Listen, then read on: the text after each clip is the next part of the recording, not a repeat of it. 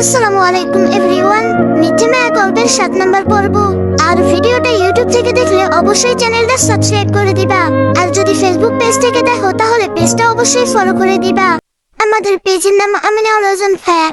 তো চলো বেশি কথা না বলে গল্প শুরু করা যাক। কিছুক্ষণ পর মেঘলাকে নিয়ে এসে নাবিল নিজের পাশের সিটের ছেলেটাকে তুলে দিল। মেঘলাকে জানালার পাশে বসিয়ে দিয়ে জানালা খুলে দিল আর মেঘলাকে ধরে নিজের কাঁধের উপর শুইয়ে দিয়ে বলল ঘুমাও। মেঘলার আপত্তি থাকলেও তার মাথা ব্যথা করছে, তাই আপত্তি না করে নাবিলের কাঁধে মাথা রেখে ঘুমানোর চেষ্টা করলো। আর কিছুক্ষণের মধ্যে ঘুমিয়েও গেল। আকাশ আর চোখে বারবার মেঘলাকে দেখছে, কিন্তু মেঘলা গভীর ঘুমে আচ্ছন্ন। মাঝপথে খাওয়ার জন্য সবাই নেমে গেল। আকাশের পাশে বসা মেয়েটি এসে বলল, নাবিল খাবে না? নামছো না যে? নাবিল বলল, দেখতেই পাচ্ছ মেঘলা ঘুমাচ্ছে, ওকে রেখে যাব কি করে? বুঝতেই তো পারছো অসুস্থ হয়ে গেছে মেয়েটা। আকাশ, তুই যদি ওর পাশে একটু বসতি আমি খেয়ে আসতে পারতাম। আমি না হয় তোর জন্য খাবার নিয়ে আসবো। আকাশ বলল, আচ্ছা তুই যা। এই বলে আকাশ মেঘলার পাশে বসলো। নাবিল আর মেয়েটি চলে যাওয়ার পর আকাশ মেঘলাকে নিজের কাঁধে শুইয়ে দিয়ে আলতো করে কানের কাছে চুলগুলো গুজে দিয়ে মেঘলার কপালে চুমো খেলো।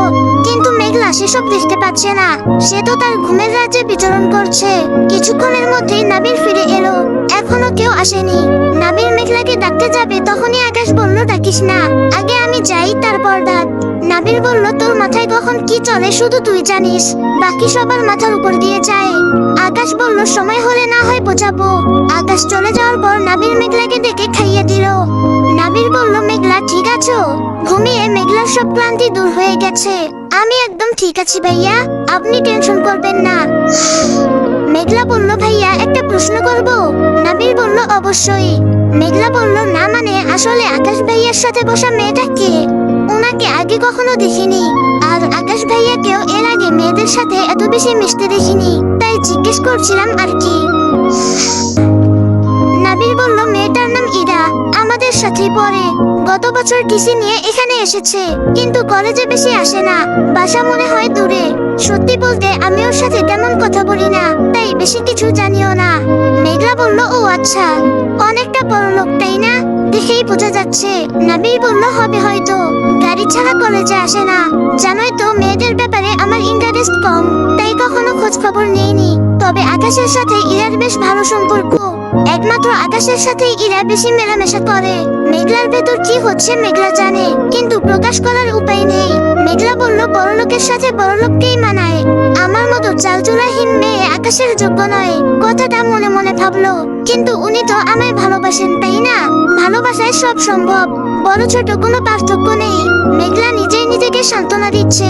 দেখতে দেখতে সবাই গন্তব্যে পৌঁছে গেল। রুম বুক করা হচ্ছে। সমস্যা একটাই, মেঘলা ছোট, তাই কেউ তাকে রুমে নিতে চাচ্ছে না। ও থাকলে নাকি মজা করা যাবে না। মেঘলার এমন পরিস্থিতিতে পড়ে খারাপ লাগছে।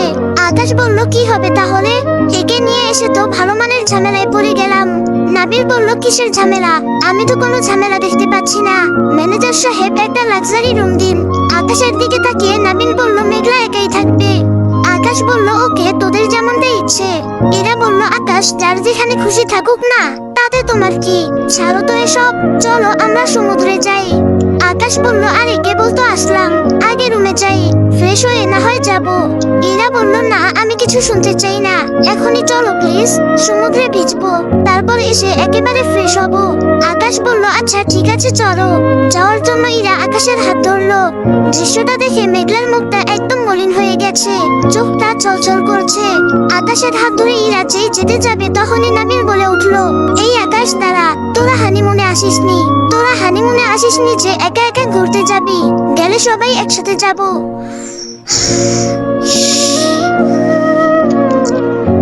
ইরা বলল, উফ কেমন নাবিল, আমরা স্কুলের বাচ্চা না যে স্যাররা হাত ধরে নিয়ে ঘুরে বেড়াবে। গাইস, তোমরা কি জানো আমি অনেক গেম খেলার মাধ্যমে প্রতিদিন টাকা আয় করি। এই আইপিএল এ তোমাদের পছন্দের টিমের উপর বাজি ধরে তোমরাও যদি আমার মতো টাকা আয় করতে চাও, তাহলে এখনই গুগলে ওয়ানেক্স সার্চ করে অফিসিয়াল ওয়েবসাইটে গিয়ে রেজিস্ট্রেশন করো। আর রেজিস্ট্রেশনের সময় যদি আমার দেওয়া special promo code RED18 use করো, তাহলে অসংখ্য বোনাস এবং ফ্রি স্পিন পেয়ে যাবা। আর ওয়ানেক্স কিন্তু একটা ইন্টারন্যাশনাল লাইসেন্স কৃত প্ল্যাটফর্ম এবং সবচেয়ে বিশ্বস্ত। এখানে তোমরা ক্রাশ ক্রিস্টালের মতো গেম খেলে সহজেই টাকা আয় করতে পারবে এবং বিকাশ নগদের মতো সকল মোবাইল ব্যাংকিং অ্যাপের মাধ্যমে সহজেই তোমরা তোমাদের জেতা টাকা তুলতে পারবে। আর 24 ঘন্টা ঘন্টা 7 দিন কাস্টমার সাপোর্ট সুবিধা তো রয়েছে, তাই আমি এটা ব্যবহার করে আমার রেগুলার হাত খরচের টাকা আয় করি। তোমরাও ট্রাই করে দেখতে পারো। আমরা এখানে প্রাইভেট টাইম স্পেন্ড করতেই এসেছি। এই তোমরা সবাই কি বলো? অন্যরা বলল হ্যাঁ, এরা তো ঠিকই বলেছে। ওরা যাচ্ছে যাক, তোর আপত্তি কিসের নাবিল? আমাদের যাদের ইচ্ছা হবে আমরা যাব, ওদের সাথে যেতে হবে কেন? এই ইরা তোরা যা তো। এরা আকাশকে নিয়ে চলে গেল। সবাই সবার মতন রুমে চলে গেল। নাবিল মেঘলাকে রুমে দিয়ে নিজেও রুমে গেল। মেঘলা রুমে এসে ওয়াশরুমে ঢুকে শাওয়ারটা ছেড়ে দিয়ে তার নিচে বসে বসে ভিজছে। তার চোখের পানি বাধা মানছে না। মেঘলার রাগ কষ্ট দুইটাই হচ্ছে। প্রায় 1 ঘন্টা পর নাবিল ফ্রেশ হয়ে রেস্ট নিয়ে মেঘলার রুমে আসলো। নাবিল ঢোকার সময় অবাক হলো, এ কি দরজা খোলা কেন? মেঘলা দরজা লক করেনি কেন? নাবিল ঘরে ঢুকে দেখলো মেঘলার ব্যাগটা সে যেখানে রেখে গিয়েছিল সেখানে আছে। তার মানে মেঘলা ফ্রেশ হয়নি। তাহলে করেছেটা কি? চারপাশে দেখলো মেঘলা নেই। হঠাৎ নাবিলের ওয়াশরুমের দিকে চোখ গেল। দরজাটা খোলা। মেঘলা নিচে বসে হাঁটুতে মুখ গুজে ভিজছে। হাতের ঘড়িটা খুলেনি, শীতের জ্যাকেটটাও খোলেনি, সবকিছু নিয়েই ভিজছে। নাবিলের বুঝতে বাকি রইল না যে মেঘলা আসার পর থেকে শাওয়ারের নিচে বসে আছে। নাবিল তাড়াতাড়ি গিয়ে মেঘলাকে টেনে তুললো।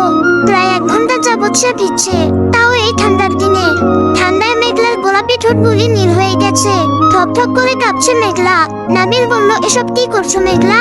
এভাবে ভিজছো কেন? মেঘলা কোনো কথা বলছে না। কথা বলার অবস্থায় সে নেই। নাবিল ব্যাগ থেকে জামা বের করে দিয়ে বলল, চেঞ্জ করে নাও। মেঘলা তাই করলো, কিন্তু তার ঠান্ডা এখনো কমেনি, আর শীতের জামাও ভিজিয়ে ফেলেছে। নাবিল নিজের জ্যাকেটটা খুলে মেঘলাকে পরিয়ে দিল। তারপর জোর করে মেঘলাকে নিয়ে বেরিয়ে গেল। সমুদ্রের পাড়ে একটা রেস্টুরেন্টে খেতে গেল মেঘলাকে নিয়ে। ওরা বসে খাচ্ছিল, তখনই আকাশ আর ইরাও সেখানে আসলো।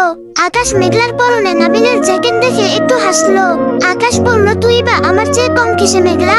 ভালোই তো আছিস নাবিলের সাথে। আচ্ছা দেখি তুই কতটা নিতে পারিস। কথাটা মনে মনে বলল।